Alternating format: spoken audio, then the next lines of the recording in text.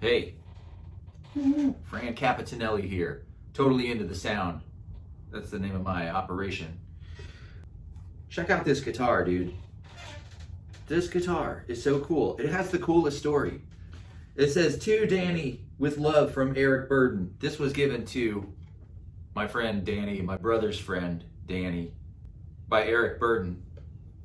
Through a sequence of events, I ended up with this guitar. But when Danny asked Eric Burden where he got it from, he was like, "Oh, I got it from my mate, Brian Jones." I don't know. I haven't been able to find any pictures of it with Brian Jones playing it. But just to kind of know that, sounds about good to me. Eric Burden had it. That's good enough. That could mean that Andy Summers played it. That could mean that Jimi Hendrix played it. Pick it up for a second. Hey, let me see it. Let me check it out. Danny, I love you, man. Rest in peace. I remember playing this guitar when I was 26, but I'm sure it's got some stories. Let's fire it up. Hey, it's a beautiful day. It's nice out. Back it up. We got some guitars coming through. Whew. It's the perfect day to stay in and play some guitars. I like doing that. Man, there's some serious DNA in here.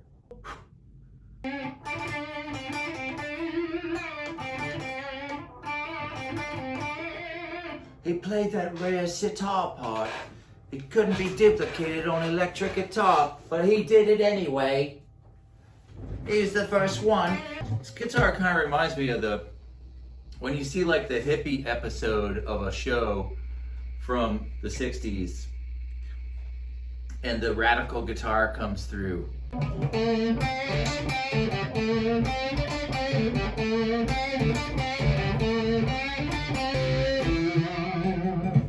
Yeah, these guitars, they're kind of hard to play in your lap.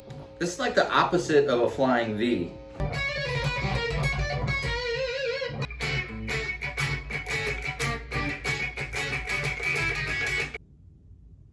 Man, it's nasty out. It's the perfect day to stay in and just play guitars all day. The first guitar I ever got was a Hondo. I traded it in for my next guitar, which was a Kramer Beretta. I had a black Kramer Beretta with the one slanted pickup. It had the unfinished neck and the hockey puck headstock. It's not the puck, it's the hockey stick headstock.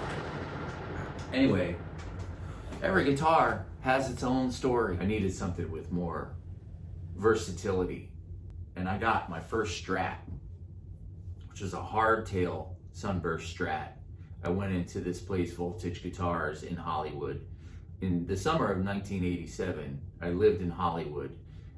I had made a deal with my dad that if I got straight A's for the year of my junior year in high school, he would let me go to this summer course at the Musicians Institute, where they taught me how to smoke pot every day. I don't do that anymore. The deal was straight A's for my whole junior year, and then my dad would rent me an apartment for the summer in Hollywood and pay for me to go to this guitar school. Somebody sent a fake report card to my parents, and it said I had all D's and F's. And he was like, "You're not going anywhere this summer. You're not going to Hollywood." Why not? He's like, "Well, we just got your report card. You got all F's." How is that even possible? I'm just like, I don't think so. No, I'm getting all A's. Let me see the report card. and sure enough, it was from Palm Springs High. And it showed all of my classes and all of my teachers, and it said F, D, F, F, F. And you could tell the handwriting, it looked like it was this scribbled scrabble. And I said, no, this is fake. This is somebody, one of my friends or one of my enemies, playing a joke on me and sending this fake report card. That I had failed. And I was like, I am telling you. Look at all this handwriting. This is a kid. A kid wrote all this. No. My report card's coming next week. You watch. And it did. It showed up. Sure enough, I had 4 A's and 2 B's. Pretty good, huh? So the next report card, I got 5 A's and 1 B. Then we knew, like, it's happening. It's on. We started going looking for an apartment. And I had 2 buddies of mine from high school that were coming with me, Mark Anderson and Alfredo Hernandez. We all went up there for the summer and we all took this course. 2 of us guitar players and 1 of us a drummer. Man, it was the coolest experience. You're living in Hollywood in the summer of '87. Hair metal is still in full effect. You'd walk through the halls of this Guitar Institute of Technology, and there were all these like little practice rooms lining the halls with shredders inside them, just going crazy. Full hair teased up and full costumes, like, and they all had a thing, you know. Yeah, man, yeah.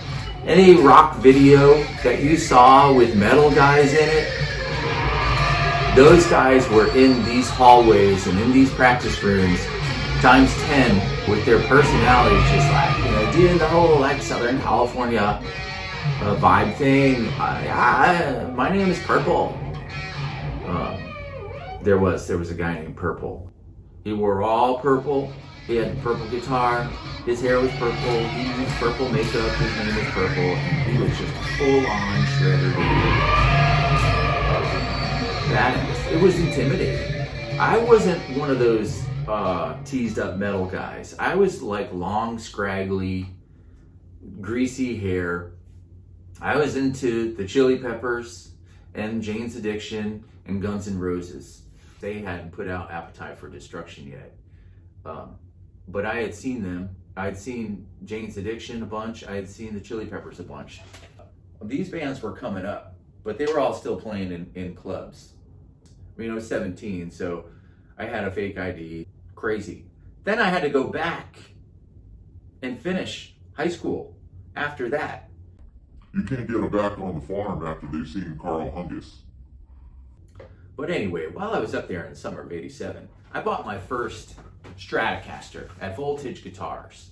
I went into all these great guitar shops, and I was with my friend from high school, who was kind of like my high school crush, who was like I mean, she was like the most beautiful girl in high school. So she wasn't really my girlfriend. She was, you know, like supermodel status.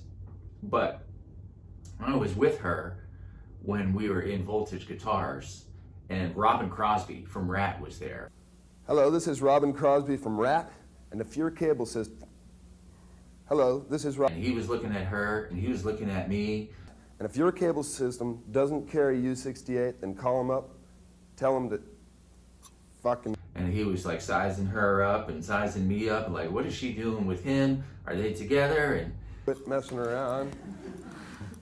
And if your cable system doesn't carry U68, then call him up and tell him that I need a drink.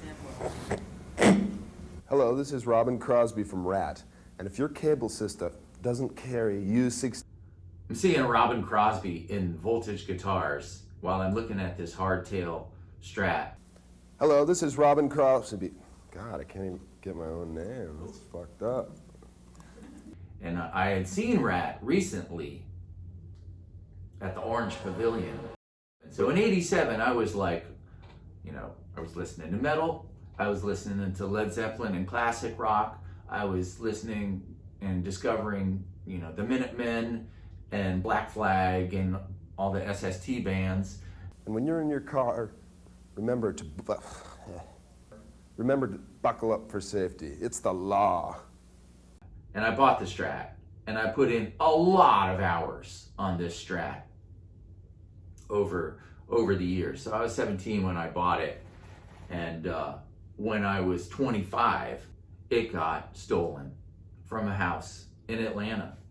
The Olympics were going on. It was the night of the Nancy Kerrigan and como se llama there, Tanya Harding, watching them skate and just thinking like, oh my God, my guitar got stolen. I went and got 1974 Les Paul Gold Top Deluxe.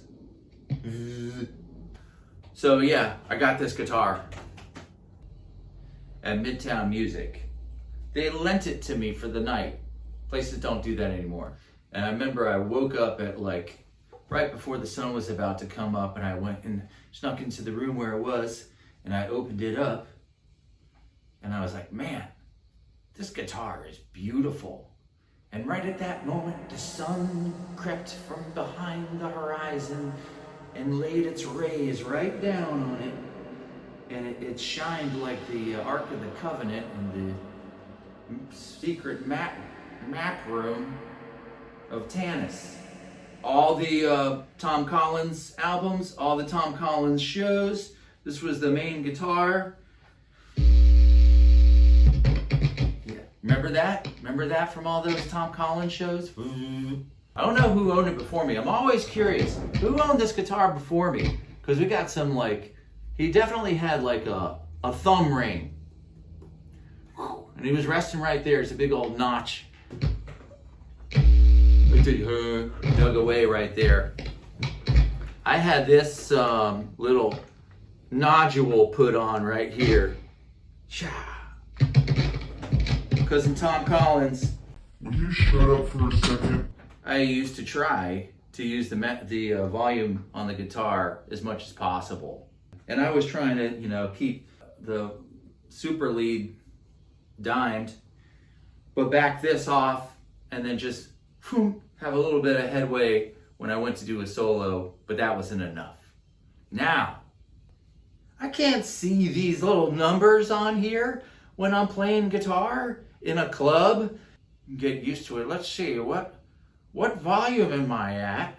It looks like I'm about 7. So I broke off a toggle switch, snapped it in half, and glued it on here. So it's kind of like a little bit of a braille wheel going on, so I can tell where the volume's at. And it did help. Wait, what are you gonna do? As they say in Italian. Yeah.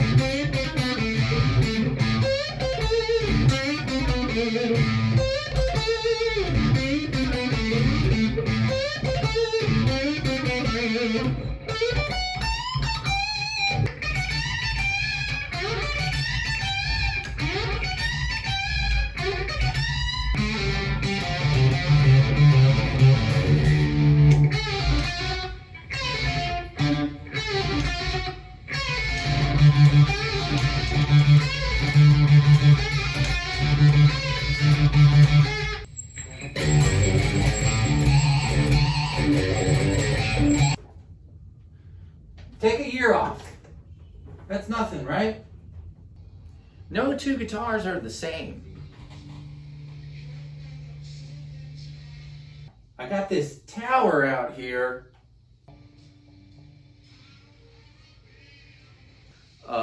This is a Les Plus. I got another one that's a Les Paul Lite. They're kind of the same thing. They're super thin. The first time I saw one, I was like, that's not a real Les Paul. And I was like, no. I know, it's beautiful, but I don't want to touch it because it's not real. But really, the thing I dig about it is just so light. This neck is like so wide and flat. It's perfect for doing slide guitar and playing in an open tuning. It's a grab and go kind of situation.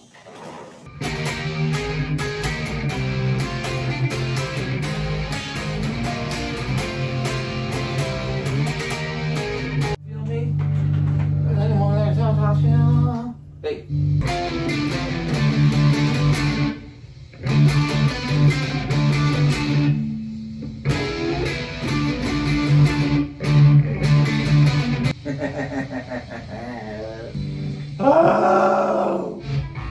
is Les Paul Light. And it's the same kind of deal as that Les Plus. It's got this contour. It's like as thin as a SG. It is so cool. Of course, you know, I love this color and the hardware. It looks like the Mick Mars guitar.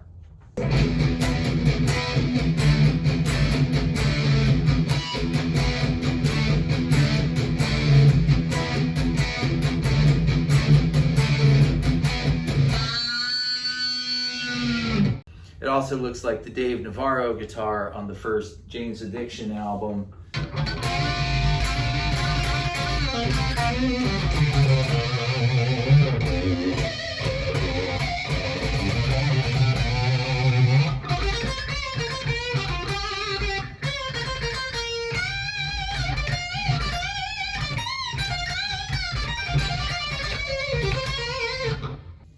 So beautiful. It's got that toggle switch to split the coils,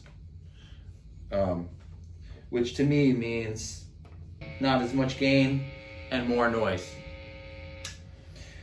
Thank you very little, but it does work. Dave Navarro, he used to grab the strings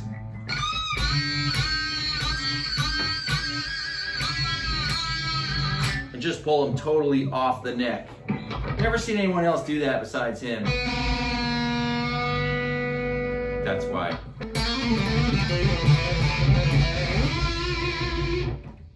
All right, we're moving on to Strats. The company that makes this is called Nash, but they make replicas of vintage Strats, Tellys, Jaguars, whatever, you name it.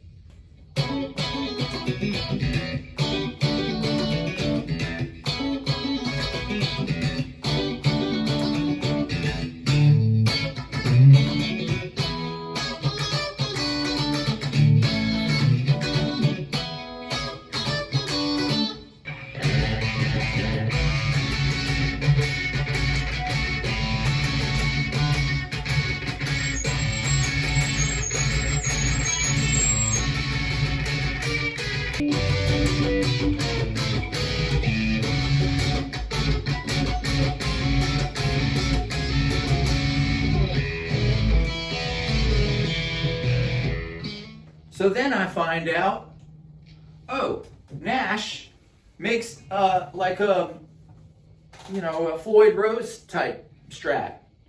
It's called the Nash 81, referring to the year 1981.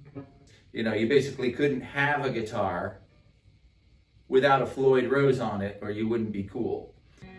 That's why when Slash came out, he was kind of like a fresh of breath air. Crazy.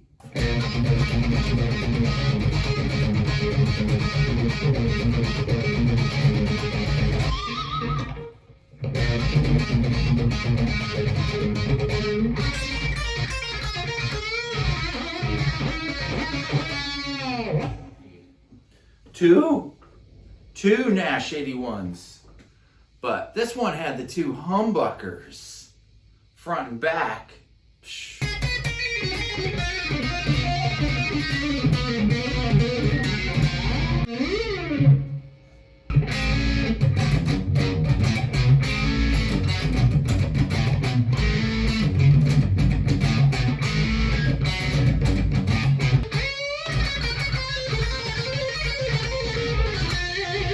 I know you're not supposed to play Stevie Ray Vaughan on a guitar with a Floyd Rose.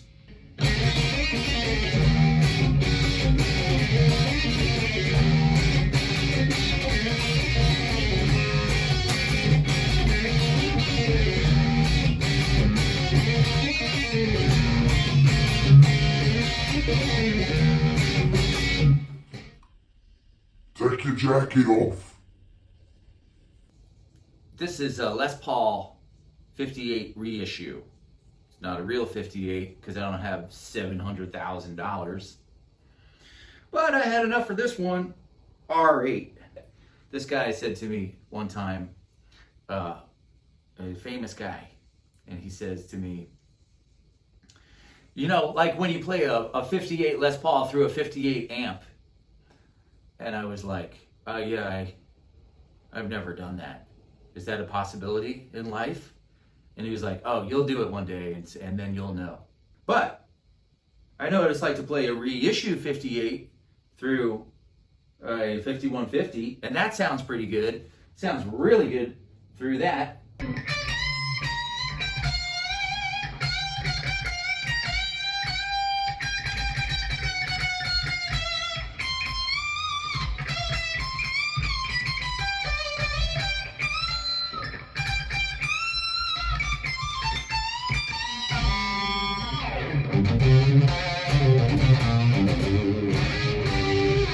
Let them know you used this on the Tits album on Nights on Broadway. I did use this on the Totally Into the Sound album. It's on the part that is, the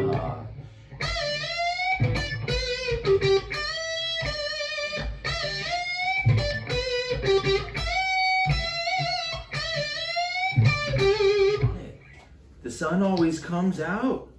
Yes. Shine your light upon the skulls. I guess I already told this story about this guitar. This guitar has served me well. Hey. Yeah, the few guitar techs that I had when I was fortunate enough to be on tour and have a tech handing me guitars. This whole little roller wheel here that changes the tension on the bender was a pain in the butt for a lot of people. One guitar tech freaked out. He was like, man, can anyone have a regular guitar that doesn't have all knobs and skulls for the volume? Can we just have a regular guitar now? Yeah, you can. Oh, no. All right.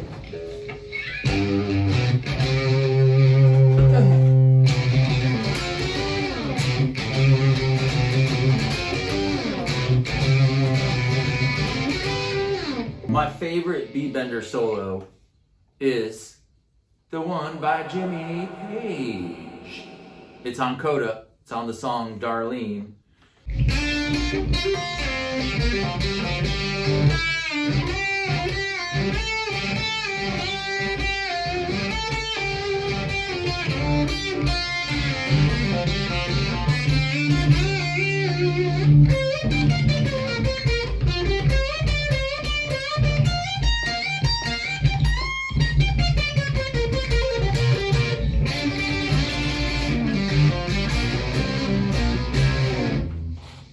This is a Nash. Yeah, I like them. I like Nash guitars. Nash 12-string Telecaster. Butch Walker had one of these. I used to play it when I was on tour with him. He was the one that turned me on to the Nash guitars.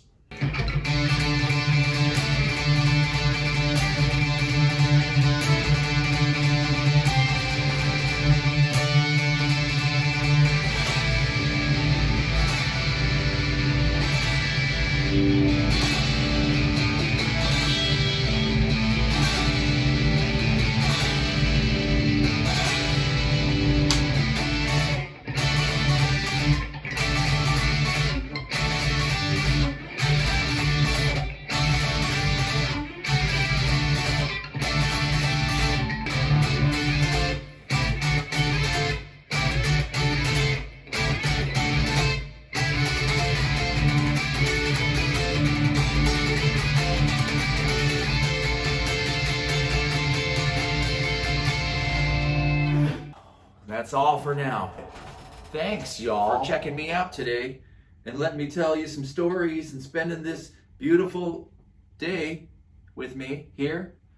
Fran Capitanelli, Totally Into the Sound, totallyintothesound.com. Don't forget to subscribe if you haven't already had to. Don't forget to subscribe if you haven't already, and if you have, thanks.